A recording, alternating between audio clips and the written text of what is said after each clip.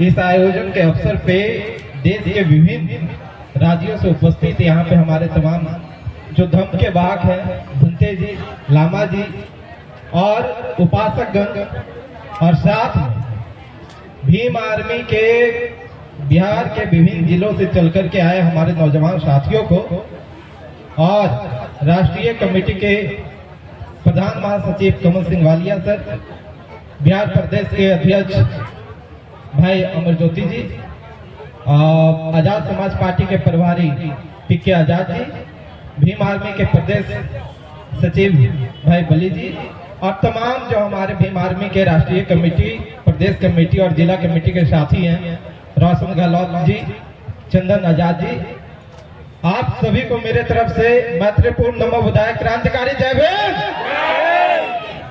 ये आज जो ये उपस्थिति है यहाँ पे, एक समय था जब ये आंदोलन की शुरुआत हुई थी तो बहुत मुश्किल से यहाँ पे 15 से 20 भंते हुआ करते थे। इस आंदोलन की शुरुआत 15 से 20 भंते ने शुरुआत की थी, और जिसको देखते हुए 12 फरवरी को शुरुआत होती है और 27 फरवरी की रात में 28 फरवरी को भंते जी लोगों को इस आंदोलन को समाप्त करने के उद्देश्य से यहाँ के अधिकारियों के द्वारा सरकार के आदेश पे आधी रात्रि को बल का प्रयोग करके तमाम भंते जी को यहाँ से ले जाकर मगध मेडिकल में रखने का काम किया और आंदोलन को समाप्त करने के उद्देश्य से ये काम किया गया। तब जाकर के हमने नेतृत्व करते हुए यहाँ के जिला अधिकारी से बात की, तब उन्होंने कहा था कि सौरभ जी, ये जो आंदोलन है ये बौद्धिस्टों की आंदोलन नहीं है, और नहीं इसमें जो है सहभागिता आपको मिल रही है, कहीं से समर्थन मिल रही है, ये कुछ चुनिंदे लोगों की ये जो है आंदोलन चल रही है। तब हमने वहां पे आंख में आंख डाल करके कहा था कि अगर इस आज जो आपको कुछ लोग नजर आ रहे हैं, इस आंदोलन को हमने जन आंदोलन में नहीं तब्दील किया तो भीम आर्मी का मैं सिपाही नहीं रहूंगा। और आज वो चीजें यहाँ पे हमें नजर आ रही है तो बहुत गर्व से ये कह रहे हैं कि ये मगध की धरती, इसने बुद्ध भी दिया और दुनिया को युद्ध भी दिया सम्राट अशोक के रूप में। ये मगध की धरती कल हमारे गुरु, हमारे पूर्वज गुरु महान वीर शिरोमणि चौड़मल जी महाराज की भी जयंती थी। हमारे रगों में उन्हीं की खून है, तो हमने युद्ध को भी स्वीकारा है और बुद्ध को भी स्वीकारा है। आप पे डिपेंड करता है कि आप हमसे चाहते क्या है। ये यहाँ के अधिकारियों को हमने कहा था और आज फिर इस मंच के माध्यम से कहते हैं, ये जो हमारे लगभग 2 मंथ पूरे होने जा रहे हैं, शांतिपूर्ण तरीके से हमारे तमाम गुरुओं के नजरों में अध्यक्षता में ये जो आंदोलन चल रही है, और जो मांगे हैं वो संवैधानिक मांगे हैं, अधिकार की मांगे हैं। ये बीटीएमसी एक्ट 1949 गैर संवैधानिक एक्ट है, और एक धर्म में जो बौद्ध की विरासत है, उस विरासत पे गैर बौद्धिस्टों की भागीदारी, गैर संवैधानिक भागीदारी है। ये मांगे जो है गलत नहीं है, और ये अगर सरकार, हमने कहा था और लगातार अधिकारियों से जब भी वार्ता हुई, प्रेस कॉन्फ्रेंस के माध्यम से सरकार को ये बताने का और चेताने का काम भी किया कि ये बौद्धों की विरासत जो है, आप शांतिपूर्ण तरीके से हमारी मांगों को मानो, अन्यथा ये भीम आर्मी के लोग संघर्ष के लिए जाने जाते हैं। कहीं अगर ये सड़क पे संघर्ष करने को उतर गए तो सड़क को संसद बना लेंगे, फिर आपके इन नौजवानों की सवालों का जवाब देते नहीं बनेगा, आप इस प्रदेश से नहीं देश से भी बाहर निकाले जाएंगे। हमने ये भी कहा और फिर से आज कह रहे हैं कि इस आंदोलन की जो नींव है ये फिर से बिहार की धरती में डाली गई है। ये बिहार की धरती क्रांतियों की धरती रही है। आप याद करें तो इतिहास रही है बिहार की कि जब सम्राट अशोक ने पूरे दुनिया पे राज किया तो केंद्र था ये मगध का धरती, यहां से उन्होंने पूरे दुनिया पे शासन किया। जब ज्ञान की क्रांति आई तो तथागत गौतम बुद्ध को ज्ञान की प्राप्ति इस ज्ञान की धरती पे हुई। जब दुनिया ने भारत को विश्व गुरु के रूप में देखा तो ये बिहार की धरती थी जहाँ पे पूरे दुनिया से लोग यहाँ पे शिक्षा ग्रहण करने आते थे।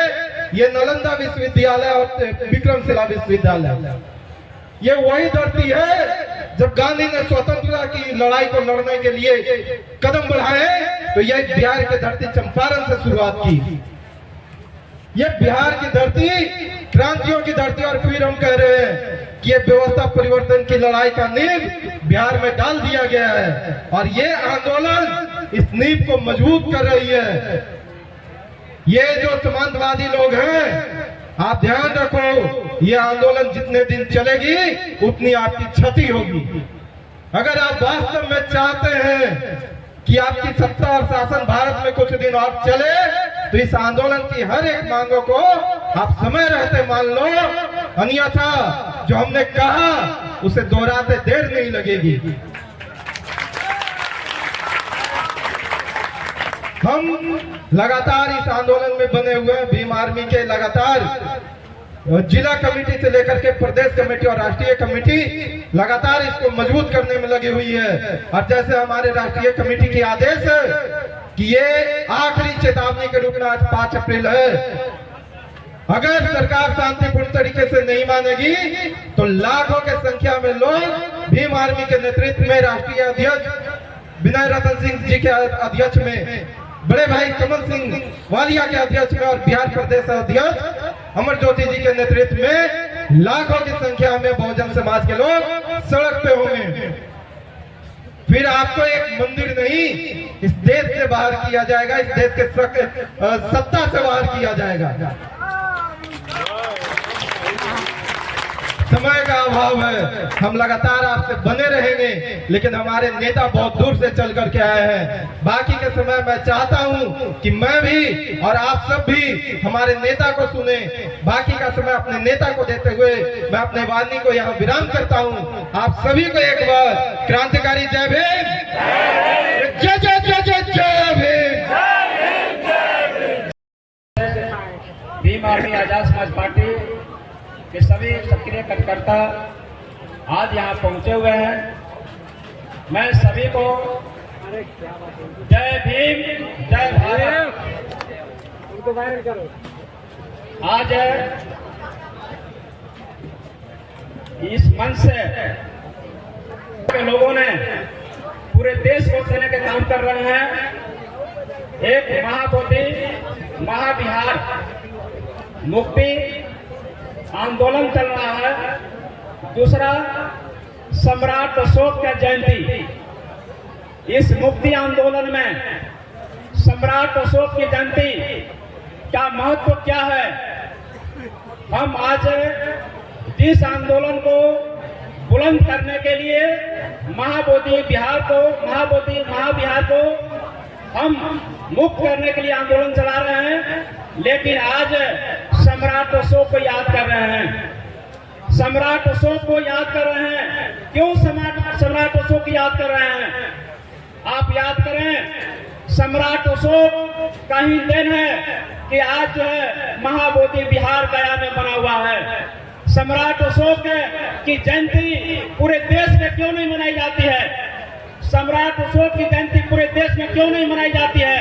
अगर सम्राट अशोक की जयंती, सम्राट अशोक के बारे में भारत के प्रत्येक नागरिक को बता दिया जाए तो क्रांति नहीं जन क्रांति होगा और पूरे देश में सम्राट अशोक की विचारधारा आपको लहरा जाएगी।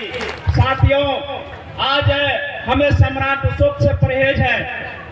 आज देखते हैं सम्राट अशोक की जयंती बहुत है, 5 साल पहले से ज्यादा मनाई जा रही है, लेकिन उसके पहले सम्राट अशोक की जयंती क्यों नहीं मनाई जा रही है? ये बहुत बड़ा विषय है। सम्राट अशोक आज भारत का तिरंगा में किसका स्थान है? आपको अशोक चक्र किसका दिया हुआ है? हमें तिरंगा में सम्राट अशोक चक्र को अपनाते हैं, लेकिन सम्राट अशोक के विचारों को अपना नहीं पाते हैं। आज हम देखते हैं आपको परमवीर चक्र जो मिलता है वो सम्राट अशोक के नाम पर मिलता है, लेकिन सम्राट अशोक की बातों को हम उनके राहों पर नहीं चल पाते हैं। आज देखते हैं आज भारत का मुद्रा जो है, भारत का जो अशोक स्तंभ है, आपको राष्ट्रीय चिन्ह है, वो सम्राट अशोक का दिया हुआ चीज है, लेकिन सम्राट अशोक से परहेज करते हैं। साथियों, सम्राट अशोक को अगर जन जन तक बता दिया किया जाए तो मैं समझता हूँ ये आपको महाबोधि बिहार का है, पूरे देश में ये बौद्ध में भारत होगा, बौद्ध में भारत होगा। इस इतिहास को मिटाने का काम जो है मनुवादियों ने किया है, इसको समझने की आवश्यकता है। आज सम्राट अशोक है, आप जानते हैं आज सम्राट अशोक के जयंती मनुवादियों ने सबसे बड़ा इस इतिहास को क्यों छिपा दिया है। आप जानते हैं सम्राट अशोक जो अंतिम समय में उन्हें बौद्ध धर्म की दीक्षा लिए थे और अपना मात्र एक बेटा और एक बेटी संघमित्रा और आपको महेंद्र को उन्होंने विदेशों में भेजा और बुद्ध के विचारधारा को फैलाने का काम किया। लेकिन सम्राट अशोक की आपको सही विचारधारा को इसलिए नहीं बताया जाता है क्योंकि देश में बौद्ध में भारत हो जाएगा, सबसे बड़ा क्रांति हो जाएगा, इसलिए बौद्ध के विचारों को लोग बताने से परहेज करते हैं। इसे जानने की बहुत आवश्यकता है। साथियों, यहाँ पे 3 तस्वीर लगी हुई है। 3 तस्वीर क्या कह रही है?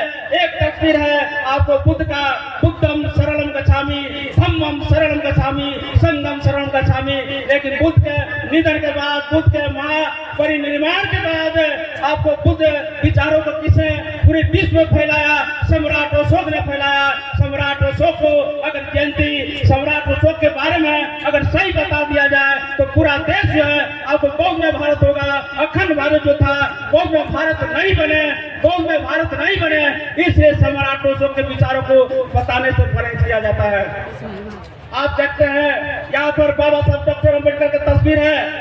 बाबा साहब डॉक्टर अम्बेडकर न होते 14 अक्टूबर 1956 को आप जानते हैं मनुवादियों ने बुद्ध विचारधारा को, सम्राट अशोक के विचारधारा को जमीन में गाड़ दिया था। लेकिन बुद्ध और सम्राट अशोक के विचारों को किसने पुनर्जीवित किया सबको मालूम है। अगर धन्य बाबा साहब डॉक्टर अम्बेडकर, बाबा साहब डॉक्टर अम्बेडकर नहीं होते 14 अक्टूबर 1956 को नागपुर में बाबा साहब अम्बेडकर ने बुद्धम शरण गच्छामि, धम्मम शरण गच्छामि, संघम शरण गच्छामि करके 10 लाख अनुयायियों के साथ बौद्ध धर्म का दीक्षा लिए। अगर बाबा साहब डॉक्टर अम्बेडकर बौद्ध धर्म का दीक्षा नहीं लेते तो क्या यहाँ पर जितने भी बौद्ध उपासक या भंते बैठे हुए